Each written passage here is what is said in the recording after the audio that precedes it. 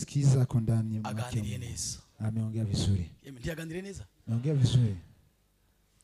Tuzatugira ngo iriya hirya gani ifaranga bazaje gushaka gusa. Fikiria huko ni pesa wanaenda kutafuta. Nao bafite amavuta ameze gute? Lakini wako na mafuta. Barikiwe sana. Reka dukomere ijambo ry'Imana mashimwe. Tutashangilia Mungu makofi sana. Dr. wakoze igikorwa cyiza. Dr. umefanya kazi nzuri. Kandi sinone ugikoze gusa. Hata si leo umefanya tu. Usanzwe ubikora. Naendelea kufanya. Kandi turagukunda. Tunakupenda. Turanakubaha. Hata tunakutii. Wewe ntimukunda? Si mnampenda? Ariko umuntu wabavuze ngo cyane atamukunda. Biramureba nakazi kiwe. Ese abacu amafaranga yawe menshi bandane guharura. Muzoduheza imibare mu kwambere se? Reka nakire cyamana gategeko. Nazagirisha tubwira. Gategeko tuambie.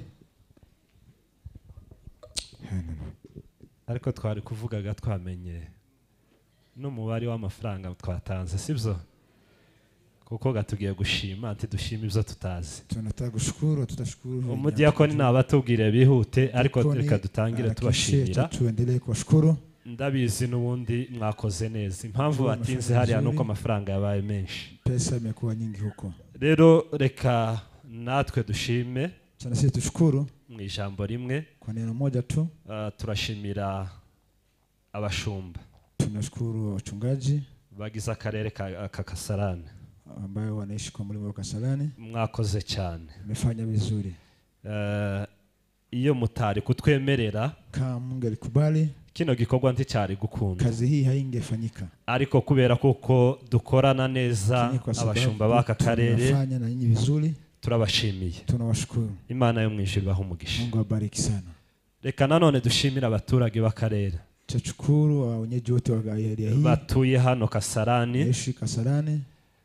Nabonye Bishop yashatse kubivuga arashukira. Ona Bishop ametaka kuongea nuko kwezi turimo. Tamwezi hii tumo. Iki gikorwa tuzadukora cyo gufasha iwacu. Kazi hii tunafanya kusaidia Kasarani niyo yabaye ya mbere. Kasarani ndiyo imekuwa ya kwanza. Mwikomera amashe cyane. Shangilia makofi.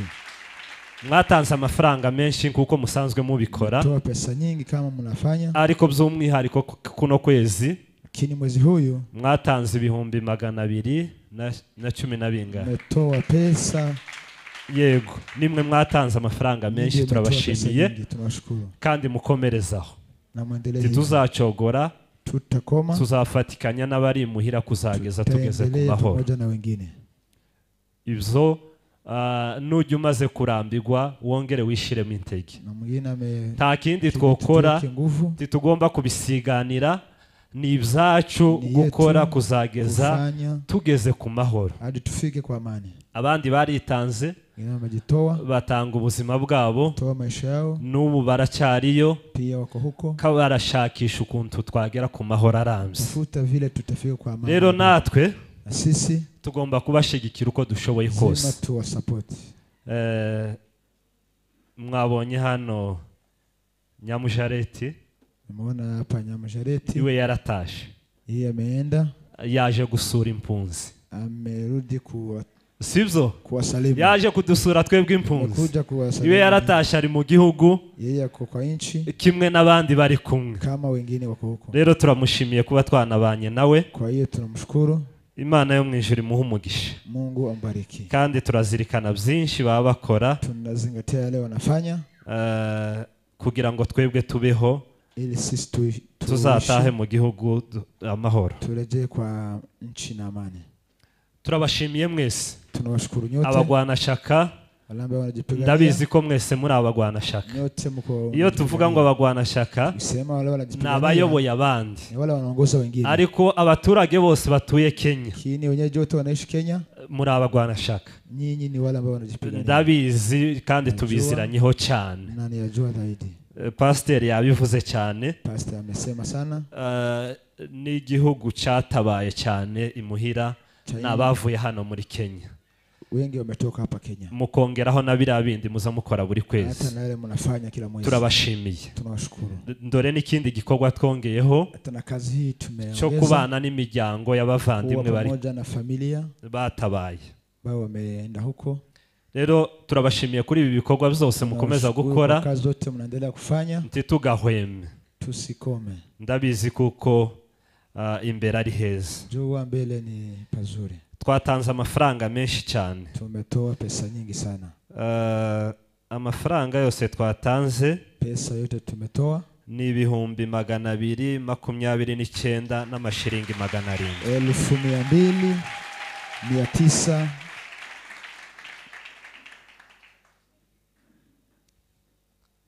Sinzi ibyo nsomye neza nimba ari byo. Kashe ni 108 n'amashiringi 900. Kashe ni 1000. Ideni ni 120 n'amashiringi 800. Imana yo mw'ijuru yaho umugisha. Barikiwe sana. Kasarani n'ubundi muri ibi bikorwa n'ubundi twongeye gukora twadukora. Kazi tunafanya. Tumaze guhetura uturere ngira ngo tugera kuri 6. Tumefika kwa hii kama 6. Ahatanzwe amafaranga menshi kuye Gidurayi giyizi ihora ibi ya mbere. Ntabwo yoje nyuma. Kasarani nibaye ya kabiri. Turabashimiye. Kasarani ndi ya pili. Gidurayi ganiho ku cicaro gikuru mugomba kuhubaha. Sivyo? Bazakora neza cyane. Nabo reka tubakomera amashi. Nao tuwashangilia makofi. Rero reka mvuge rino jambo.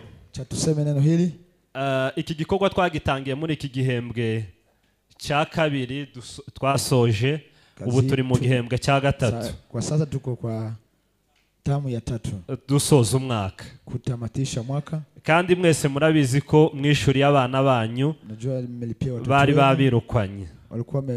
Rero abana b'abavandimwe nabo twishuye ibiki muri iki gihembwe cya gatatu.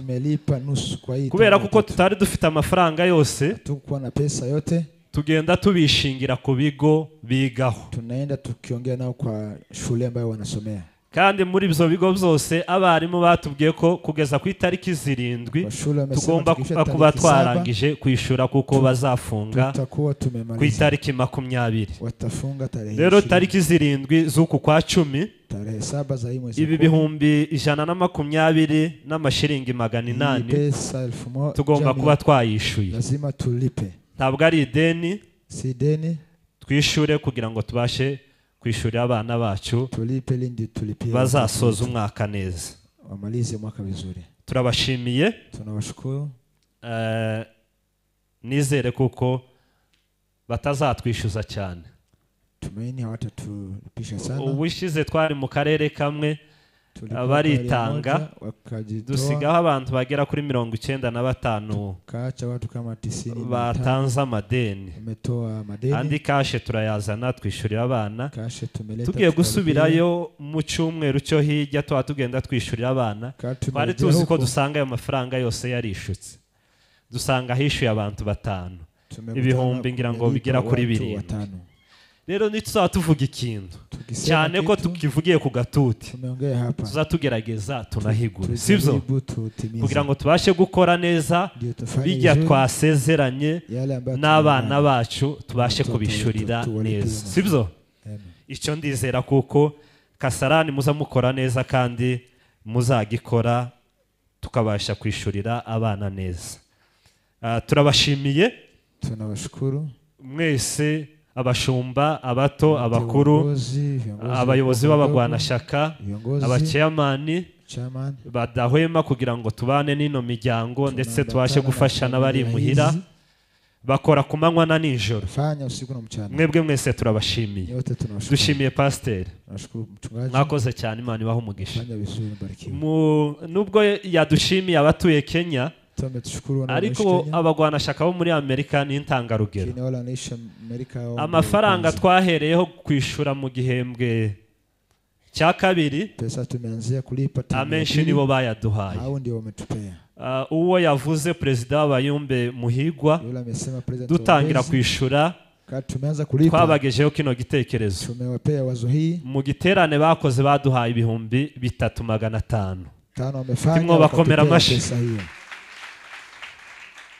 n'ubundi hari benshi twagiye tuvugisha kuko twishyuye amafaranga menshi. Iyo mwumva ngo ko turishurira abana, dufite abana hano twishurira ubu nyine bagera 300 n'abangahe, watoto ni kama 300, 308.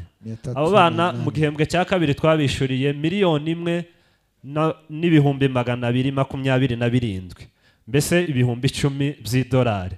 Ayo mafaranga murumva ntitwari kuyabona twenyine, amenshi niyo bayaduhaye, twongeraho n'aya mwagiye mutanga. Tubakomera amashi cyane, tubashangire amakofi. Nanone hari n'ibindi bikorwa byinshi bakora dufatikanya imuhira ndetse na hano, kandi twongera kubasaba, turacyakeneye imbaraga zanyu. Hano dufite ino miryango ifite ibibazo nka 2 bibagoye. Ndabizi ubuyobozi bw'abagwanashyaka twaravuganye n'ubw'amahoro, ariko kubera ko ukora muri timu dufite imiryango igera ku 168 iri hano Nairobi. Ibibazo biza bitugora ni ukwishura amazu ndetse no kwishurira abana ishuri. Mwarakoze cyane muri abo bagwanashyaka. Hari abamaze kudufatira ingo zirenga 62 bishurira inzu buri kwezi. Na wale wanalipia familia kama 92. Rero mbivugiye aha kandi kugira ngo mbasabe nibashika bazashora imbaraga na zango zindi, turebe kuko twoza tubasha kuzifasha mu kwishura amazu. Murakoze cyane, Imana ibaha umugisha kandi ikomeze kubagirira neza. Arakoze chairman, Imana imuheze umugisha. Reka twakire chairman Mavugo nawe agira icyo avuga. Tumupe naye yongeye. Murakoze cyane. Rimwe na rimwe hari igihe ndabitekereza bikamurenga, kwa mara mtu anafikiria na mpita.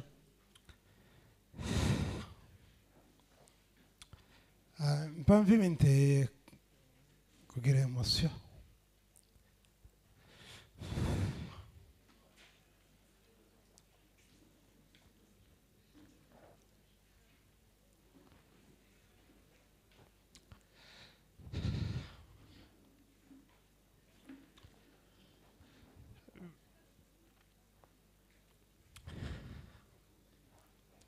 Bino bigo byose bituye Kasarani bigira nimero yanje.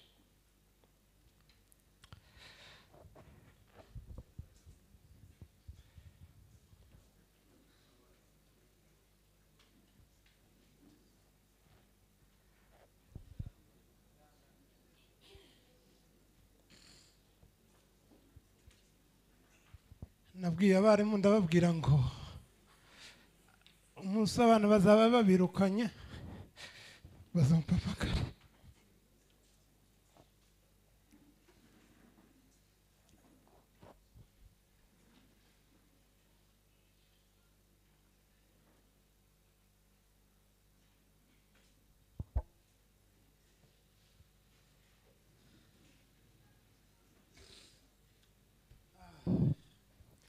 Turashimira abagabo bagize Kasarani uburyo kimuza mwitanga kugira ngo abana bige.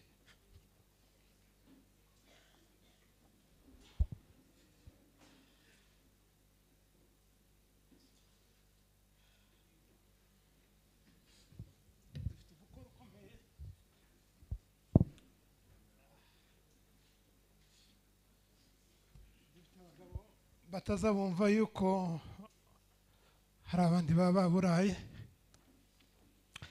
batazi ibyo tuba dukora, batazi yuko hari abandi baza basohorwa mu mazu,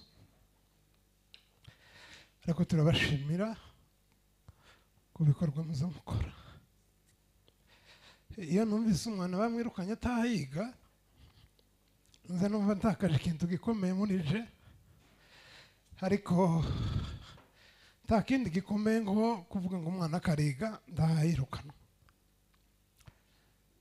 Rero by'ukuri mu gihe cyose tuzabahamagara muzatwitabe, tuzabashe gufatikanya. Hari abazaduhamagara bakatubwira ngo gazi zirabashiranye, bakatubwira ngo inzu bagiye kuyifunga, ariko tugahamagara abagabo b'intwari bakabasha gukora. Rero mukozi bikomeye, hariho bamwe n'ubundi baryamye hano mu muhana batabashe kwitaba kuri iki gikorwa, ariko mwebwe mwabashe kwitaba mukaza kugira ngo twishurire abana amashuri, abana babashe kwiga. Tuzi neza yuko baziga kandi abazabafasha ntibazabura. Rero turabashimiye. Dufite n'ibindi tuzakora biruta ibi, kandi tuzi neza yuko Imana yo mu ijuru izabidushoboza.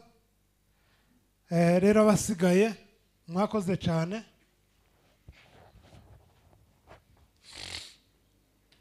Ntaco twabona tubitura. Amajoro menshi turyama bigoye, dutekereza byinshi kugira ngo dufashe ino miryango. Tuzakora ku manywa na nijoro kugira ngo tubashe kubana nabo. Abana baziga kandi muhumure, Imana yo mu ijuru irahari.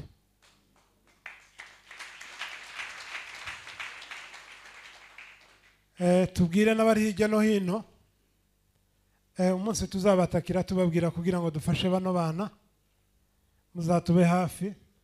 Abafite ubushobozi burenze ubwacu muzadufashe. Rimwe na rimwe hari n'igihe n'imiryango yacu tuba tuyisiga, ariko tukabasha gutekerereza ibirenze iby'imiryango yacu.